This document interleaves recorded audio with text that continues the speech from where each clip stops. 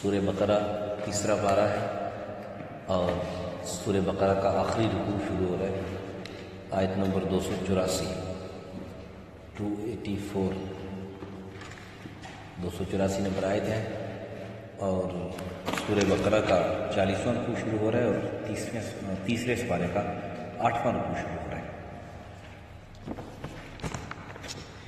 اعوذ باللہ من الشیطان الرجیم، بسم اللہ الرحمن الرحیم، للہ ما فی السماوات وما فی الارض، وَإِن تُبْدُوا مَا فِي أَنفُسِكُمْ أَوْ تُخْفُوهُ يُحَاسِبْكُم بِهِ اللَّهُ فَيَغْفِرُ لِمَن يَشَاءُ وَيُعَذِّبُ مَن يَشَاءُ وَاللَّهُ عَلَى كُلِّ شَيْءٍ قَدِيرٌ۔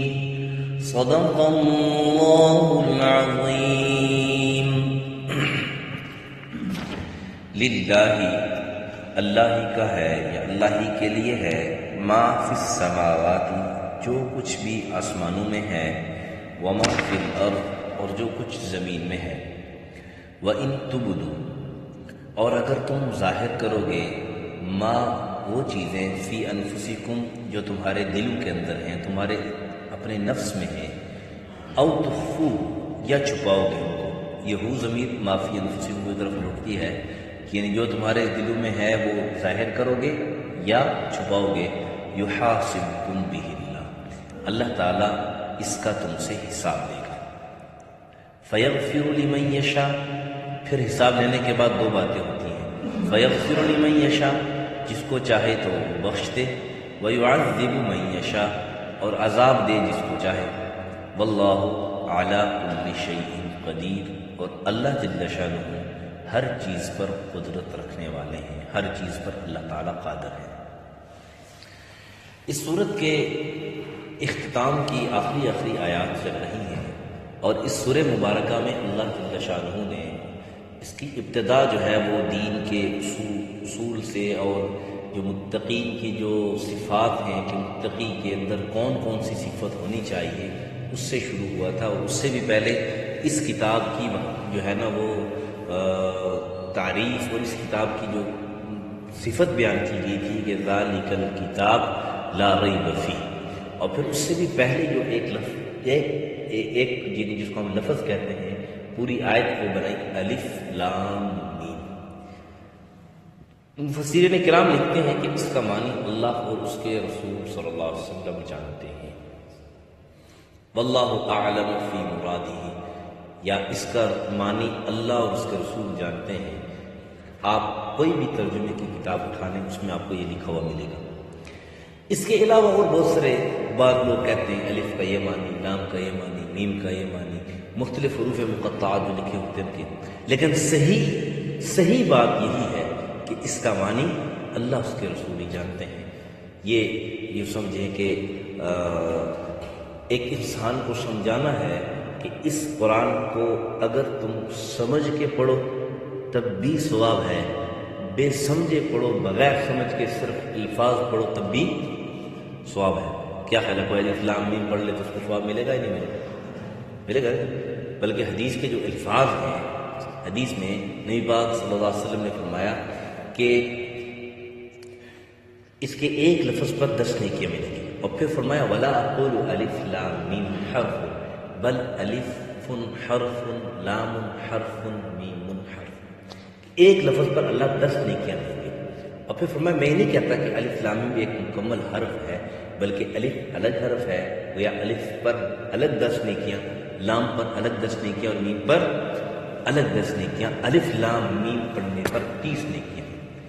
اگر کسی کا یہ خیال ہو کہ قرآن کو سمجھے بغیر پڑھنے کا کوئی فائدہ نہیں، اس قسم کے الفاظ جو ہے ہم جن کو کہتے ہیں بہت دانشور اور سمجھدار جن کو سمجھتے ہیں، وہ اس قسم کے الفاظ کہتے ہیں جی بغیر سمجھے پڑھنے کا کیا فائدہ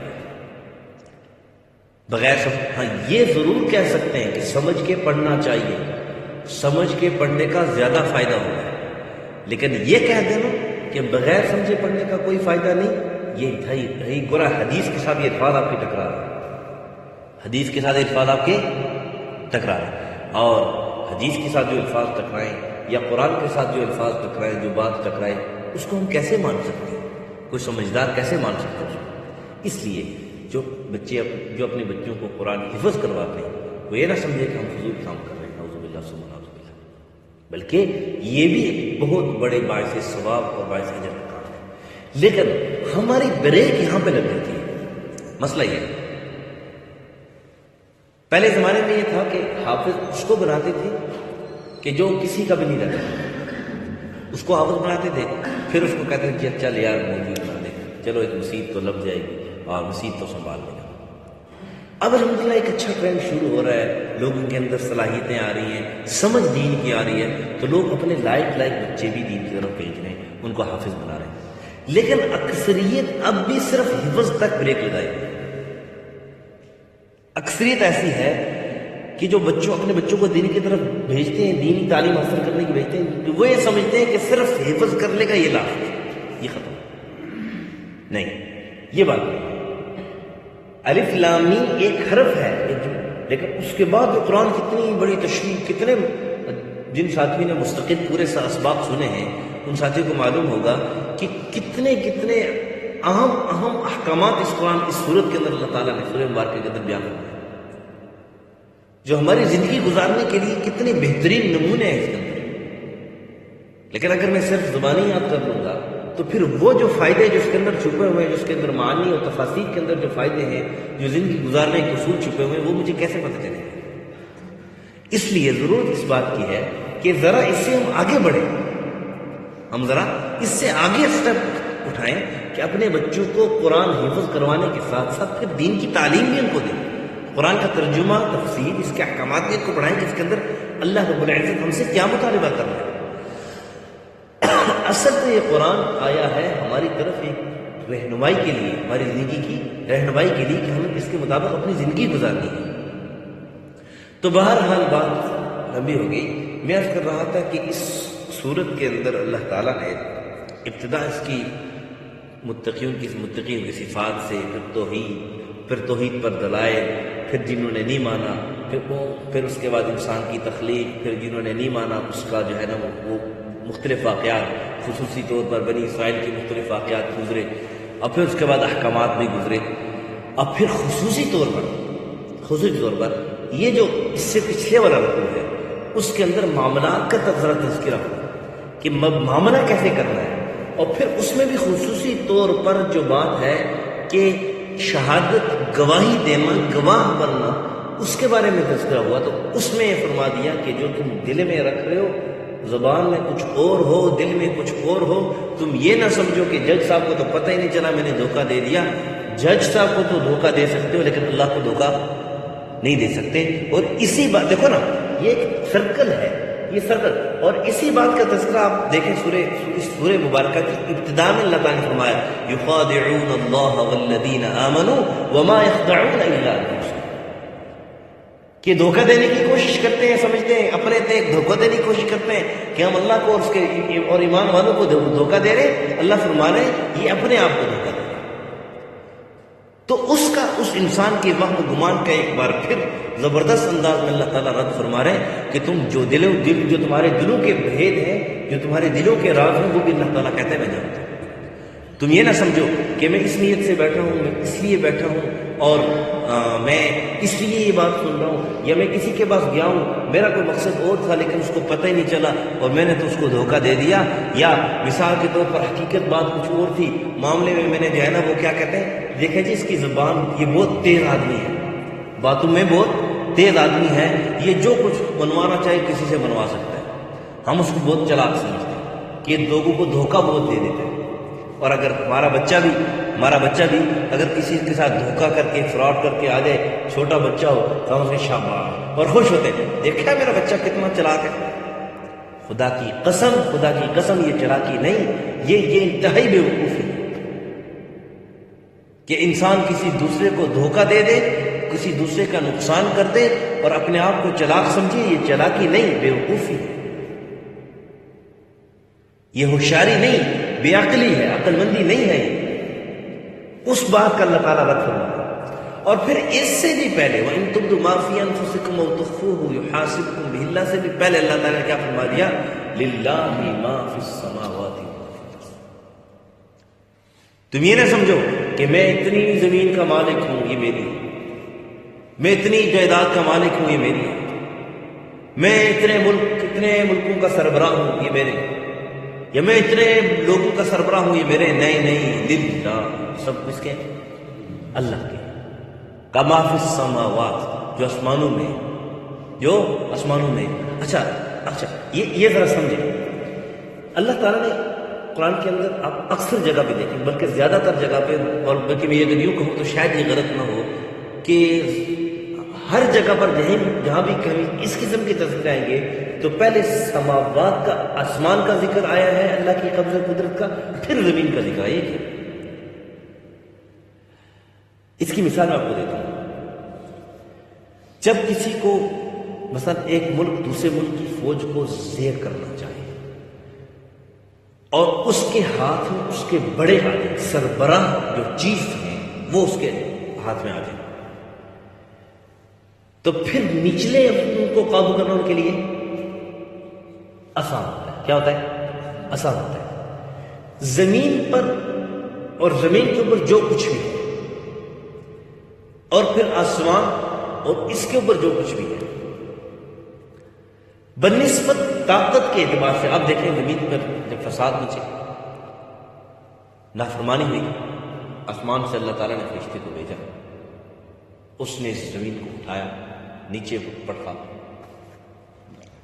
اللہ کا حکم آیا، اللہ کے خزانوں سے ہوا آئی، اس نے ان کو آپس میں پٹکایا، اوپر اٹھایا، اور وہ لوگ پہاڑوں کے اندر بڑے بڑے غار بنا کے، بڑے بڑے محل بنا کے رہتے تھے، انہیں کے اندر ان کو مارا. اللہ کے خزانوں سے چیخ آئی، آسمان سے پتھر برسے، جتنی بھی جو ہلاکتیں آسمان سے بادل کی شکل میں، اور وہی سمجھتے تھے کہ یہ اللہ کی طرف سے ابر رحمت ہے، بارش ہے، اور انہی کے اندر ان کے لیے ہلاکت تھی.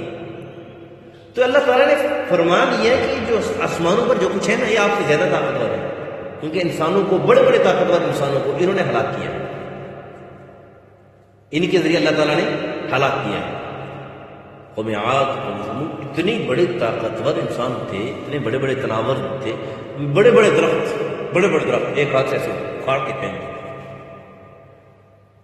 آج تھوڑا سا چھوٹا سا پودا ہو تو اس کو نکالنے کے لیے بڑا وقت لگتا ہے، وہ بڑی آسانی کے ساتھ اٹھا کے کاٹ کے پھینک دیتے. لمبا لنن کو قد دیا ہوا تھا، طاقت دی تھی، ان کو بھی اللہ تعالیٰ نے ہلاک کر کے دکھایا. فرمایا للہ ما فی السماوات، جو کچھ آسمانوں میں ہے وہ سب اللہ کا ہے، ان سب پر قبضہ قدرت کس کا ہے؟ اللہ کا. اس سے ایک بات تو یہ سمجھ آ رہی ہے کہ ہم عاجز ہیں، اللہ کے امر کے سامنے ہماری کوئی حیثیت نہیں. کوئی کتنا بھی بڑا ہے، کچھ بھی اس کے پاس ہے، کتنی بڑی جائیداد کا مالک ہے، لیکن اللہ کے سامنے یوں سمجھیں کہ دنیاوی اعتبار سے یا جس اعتبار سے جو کوئی جتنا بڑا بھی ہیرو ہے، لیکن اللہ کی طاقت اور اللہ کی قدرت کے سامنے وہ کیا ہے؟ زیرو ہے. کیا ہے؟ زیرو. اس نے فرمایا للہ ما فی السماوات، یہ سب کس کا ہے؟ آسمان. اب پھر جب آسمان پر قبضہ قدرت مان لیا تو زمین تو اس کے تابع ہے. زمین پر فیصلے کس سے آتے ہیں؟ کس کی طرف سے آتے؟ کس طرف سے آتے ہیں؟ اللہ فرماتا ہے آسمان سے آتے ہیں. اللہ کے حبیب صلی اللہ علیہ وسلم فرمایا نا، جیسے اعمال اوپر جائیں گے، جیسے اعمال اوپر جائیں گے ایسے ہی فیصلے نیچے آئیں گے. تو ہمارے فیصلے گویا آسمان کی طرف سے آ رہے. تو جب آسمان پر قبضہ قدرت اللہ کا ہے تو پھر زمین پر تو وہ سمجھا دیا پہلے ابتدا میں ہی کہ تم یہ نہ سمجھا. اچھا دوسری بات یہ للہ ما فی السماوات، یہ کہہ کر اللہ تعالیٰ سمجھانا چاہ رہے ہیں مسلمانوں کو، ایمان والوں کو، یہ نقطہ سمجھے، اور شاید ہی پہلے کسی نے آپ کو سمجھایا ہے. یہ کہہ کے سمجھانا چاہ رہے ہیں کہ تمہارے فیصلے آسمان سے آتے ہیں. حدیث میں پڑھا ہے نا، سب نے سنا ہے. تو ان آسمانوں پر قبضہ قدرت کس کا ہے؟ اللہ کا ہے. گویا تمہارے فیصلے اچھے آنا تمہارے مقدر اچھے بننا، تمہارے لیے اچھے فیصلے آنا، تمہارا فیوچر اچھا بنانا یہ زمین والوں کے قبضے میں نہیں ہے، یہ کس کے قبضے میں ہے؟ اللہ کے قبضے میں ہے۔ تو زمین سے تم جیسے اعمالوں کو بھیجو گے تو اوپر قبضہ کس کا ہے؟ اللہ کا۔ ایک بات تو اس میں، اور دوسری سمجھانا چاہ رہے ہیں، بہت سے لوگ گناہ کر بیٹھتے ہیں اس وجہ سے کہ دیکھو نا جی میں نہ کروں تو ناک کٹ جائے گی، کیا کریں مولوی صاحب کیا کریں، دنیا میں بھی تو رہنا پڑتا ہے، نہ کٹ جائے گی۔ مولوی صاحب کہتے ہیں کہ اللہ کو دیکھو کہ اللہ کیا کہے گا، کہ جی اللہ تو ہے لیکن بس، لیکن کیا کہ ہم اپنے آپ کو بگاڑ دیتے ہیں۔ تو میرے بھائیو دوستو، ہم دنیا کے اندر زندگی گزارتے ہوئے یہ دیکھیں کہ میرا اللہ کیا کہے گا، کیا کہے گا، میرا اللہ کیا کہے گا، اس کے مطابق جا کے فیصلہ کرے گا۔ اچھا پھر ان سب اعمال میں اللہ تعالیٰ فرمانے جو بات تم ظاہر کرو گے یا چھپاؤ گے، یہ نہیں ہے کہ تمہارے دل کے اندر اگر کسی کے لیے خیر خواہی ہے، خیر خواہی کے جذبے سے آپ کسی کی خدمت کر رہے ہو، خیر خواہی کے جذبے سے آپ اس کے ساتھ اچھائی کر رہے ہو، اگلا بندہ آپ کو غلط بھی ایکشن دے رہا ہے، آپ پر شک کر رہا ہے، تو اللہ نے کہا کہ تم اس کے لیے تو کرو نہیں۔ کسی کے ساتھ اچھائی کر رہے ہو، برائی کر رہے ہو، تو جو کہ دنیا دار العمل ہے، دار الجزا نہیں ہے، تو جو تمہارے دل کے اندر ہے یا جو تم ظاہر کر رہے ہو سب کس کون جانتا ہے؟ آپ پھر آگے کہہ رہی ہے اسی کے مطابق گویا یحاسبکم بہ اللہ، بہ ضمیر اسی کی طرف راجع ہے کہ یہ جو تم ظاہر کر رہے ہو یا چھپا کر رہے ہو، جیسے بھی اعمال کر رہے ہو، یحاسبکم بہ اللہ، انہی اعمال کے لیے اللہ تعالیٰ تمہارا حساب کرے گا۔ اچھا پھر فیغفر لمن یشاء اور یعذب من یشاء کہہ کر ایک اور انسان کے بڑے گھمنڈ کو توڑا ہے اللہ تعالیٰ نے۔ وہ فرمانے کہ انسان بڑی عبادت کر کے چوڑا نہ ہو جائے کہ دیکھو جی میں تو بس پکا ٹھیکیدار ہوں، نہیں، فیغفر لمن یشاء، کلکم خطاؤون، تم سب گناہ گار، اللہ کے انسان صلی اللہ علیہ وسلم۔ بہترین خطا کار کون ہے؟ توبہ کرنے والا۔ اب توبہ قبول ہوگی تو بات بنے گی نا۔ اگر کسی بندے سے کوئی غلطی ہو جائے اور وہ اپنے بڑے سے کہہ دے سر سوری، تو اگر وہ آگے سے کہے گا چلو ٹھیک ہے کوئی بات نہیں، تو تب بات پوری ہوگی نا، یا صرف اسی کے سوری کر دینے سے کام پورا ہو جائے گا؟ آگے اس کی طرف سے بھی رد عمل آئے گا تب، اور اس کی طرف سے کیا رد عمل آ رہا ہے؟ فیغفر لمن یشاء، فیغفر، جس کو چاہے گا بخشے گا۔ تو عمل کر کے، اچھے اعمال کر کے، ایک اعمال کا تکبر ہوتا ہے، ایک مال کا تکبر ہوتا ہے۔ اعمال کا تکبر مال کے تکبر سے بڑا ہوتا ہے، کہ بہت سارے ہم اپنے بھائیوں کو جو نماز نہیں پڑھتے یا قرآن کی تلاوت نہیں کرتے یا ان کو قرآن آتا نہیں یا نماز آتی نہیں، بجائے اس کے کہ ہمارے دل کے اندر تڑپ ہو، ہمارے دل کے اندر یہ جذبہ ہو کہ میں بھی اپنے مسلمان بھائی کو قرآن سکھا دوں، اس کو بھی نماز سکھا دوں تاکہ یہ بھی جنتی بننے والا بن جائے۔ ہم ان سے نفرت کرتے ہیں، چل یار تو باتیں کرتا ہے مجھ سے، تو نے وضو کیا ہے؟ بغیر وضو کے میرے ساتھ باتیں کر رہا ہے، تو نے نماز پڑھی ہے؟ نماز پڑھنا آتی ہے؟ مسلمان کہتے ہیں اس قسم کے الفاظ۔ کبھی مسجد گئے؟ یہ اعمال کا تکبر ہے، نہیں، ان کو اب ڈانٹو نہیں، ان پر ہمدردی یہ ہے، ان کے ساتھ ہمدردی ہے، ان کو نماز سکھا دو، ان کو قرآن سکھا دو۔ کیوں؟ تمہارے اعمال قبول کس نے کرنے؟ اللہ نے کرنے۔ اور یہ کہتے اللہ کے حبیب صلی اللہ علیہ وسلم نے فرمایا، جس حدیث کا مفہوم ایک حدیث بڑے عرصے بعد یاد ہے، کہ اللہ کے حبیب صلی اللہ علیہ وسلم اللہ فرماتے ہیں کہ یہ تکبر جو ہے نا، یہ میری چادر ہے، تکبر میری چادر ہے، حدیث کا مفہوم ہے، اور جس نے میری چادر کھینچنے کی کوشش کی نا، تو میرا اس کے ساتھ اعلان جنگ ہے، میرا اس کے ساتھ کیا ہے؟ اعلان جنگ ہے۔ کیا خیال ہے پھر جو تکبر کرے گا تو پھر اللہ کا مقابلہ کوئی کر سکتا ہے؟ اعمال کس نے قبول کرنے؟ اللہ نے۔ کس کے لیے کر رہے ہو؟ جب اللہ کے لیے کر رہے ہو تو اللہ کے سامنے ان کو رکھو، لوگوں کے سامنے ان اعمال کی بدولت پر غرور و تکبر اور غصہ نہ دکھاؤ۔ فیغفر لمن، پھر ویعذب من یشاء، ویعذب من یشاء، کہ یہ نہ دیکھو کہ کوئی آدمی بہت زیادہ گناہ گار ہے تو یہ پکا ہی عذاب میں جائے گا، یہ پکا ہی گناہ گار ہوگا۔ ویعذب من یشاء، اللہ چاہے گا تو اس کو عذاب ملے گا، ورنہ فیغفر لمن یشاء والی جو ہے نا صورت اس کے سامنے آ جی تو اللہ سے کون پوچھنے والا ہے؟ کیا خیال ہے؟ مثال ایک مثال دے رہا ہوں کہ ہمارے چیف آف آرمی اسٹاف صاحب کسی بندے کو اگر کسی بات پر کہنے نہیں چلو ٹھیک ہے، ایسی غلطی ہوگی، کوئی بات نہیں، کوئی دوسرا اس سے پوچھ سکتا ہے. ایک مثال ہے. تو اب ہمارے چیف صاحب اور اللہ کی تو کوئی نسبت بنتی ہی نہیں، کوئی آپس میں تناسبت، کوئی نسبت ہے ہی نہیں ہے نا، کوئی تسلسل بن ہی نہیں سکتا. تو اللہ سے کون پوچھ سکتا ہے کہ آپ نے اس کو کیوں بخشا ہے، یا اس کو کیوں معاف کیا ہے، یا اس کو عذاب کیوں نہیں دیا ہے؟ فَيَغْفِرُ لِمَن يَشَاءُ وَيُعَذِّبُ مَن يَشَاءُ. اور پھر کہا وَاللَّهُ عَلَى كُلِّ شَيْءٍ قَدِيرٌ. آگے ایک دیکھو، یہ ایک آیت گویا اللہ کی قدرت کو بتا رہی ہے، اللہ کی طاقت کو بتا رہی ہے. لِلَّهِ مَا فِي السَّمَاوَاتِ وَمَا فِي الْأَرْضِ. سب کچھ اللہ کی طاقت سے. وَإِن تُبْدُوا مَا فِي أَنفُسِكُمْ أَوْ تُخْفُوهُ يُحَاسِبْكُم بِهِ اللَّهُ. جو تم ظاہر کر رہے ہو، باطن کر رہے ہو، یہ سب اللہ تعالیٰ کے پاس، اللہ تعالیٰ جانتا ہے. يُحَاسِبْكُم بِهِ اللَّهُ. اس کے ذریعے تمہارا اللہ حساب لے گا. یہ نہیں ہے کہ تم دل میں کسی کے ساتھ برا سوچ رہے ہو، یہ بھی اللہ کی طاقت کو بتا رہی. پھر فَيَغْفِرُ لِمَن يَشَاءُ، یہ بھی اللہ کی طاقت کو بتا رہی. وَيُعَذِّبُ مَن يَشَاءُ بھی اللہ کی طاقت کو بتا رہی. پھر ان سب کو مجموعہ آخر میں فرمایا وَاللَّهُ عَلَى كُلِّ شَيْءٍ قَدِيرٌ. یہ تھا اس آیت کا مفہوم کا مختصر خلاصہ. اللہ ہم سب کو سمجھ اور عمل کی توفیق عطا فرمائے. الحمدللہ رب العالمین والعاقبۃ للمتقین، الصلاۃ والسلام علی اشرف الانبیاء والمرسلین وعلی الملائکۃ المقربین وعلی عباد اللہ الصالحین. یا رب لك الحمد كما ينبغي لجلال وجهك وعظيم سلطانك. اللهم احفظنا من كل بلاء الدنيا وعذاب الآخرة. اللهم احفظنا من كل بلاء الدنيا وعذاب الآخرة. وصلى الله على النبي الكريم محمد وعلى آله وأصحابه. جزاكم الله خيرا.